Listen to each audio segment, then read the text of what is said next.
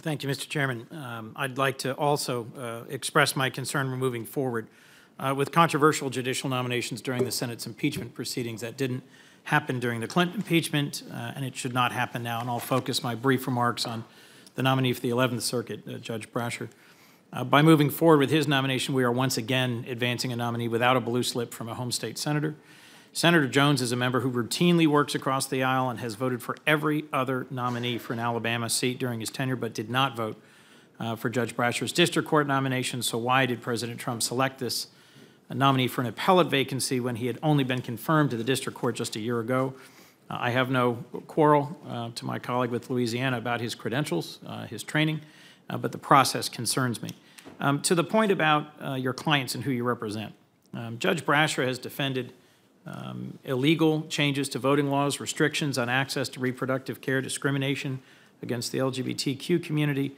But bear with me for a moment about whether or not I am inappropriately ascribing his views to his client's views or the matters on which he was the attorney to him.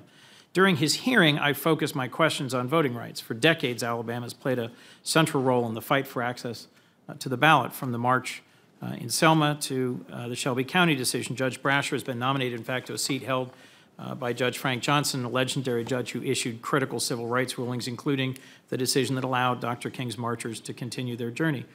And Judge Brasher, in stark contrast, defended Alabama's legislative redistricting. So this was of particular concern to me, his role in the Shelby County case and his role in a complaint Alabama filed arguing it would be unconstitutional to even count undocumented individuals. So I think we should demand candor from nominees when asking them about their advocacy and their role. In his hearing, when I asked Judge Brasher about the brief he assisted with in Shelby County, which obviously he knew would be controversial in the focus of his confirmation, he said Alabama argued exclusively that Section 4 of the Voting Rights Act, the coverage formula, needed to be updated, a general proposition which I think is certainly debatable. But that's not correct.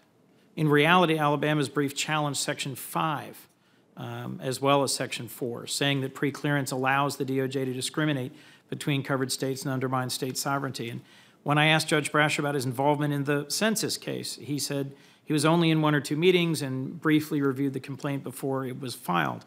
Later, in written responses, he admitted he not only reviewed in detail the draft complaint, but suggested revisions to it and discussed those revisions with the brief's author. I'm simply making a point here. I think we should expect candor from nominees, and my guess is that Judge Brasher expects more accurate and fulsome answers in his courtroom. And for these and many other reasons, I will be voting against his nomination, not because of the causes he advocated or his credentials, but because I object to advancing controversial nominees during this process.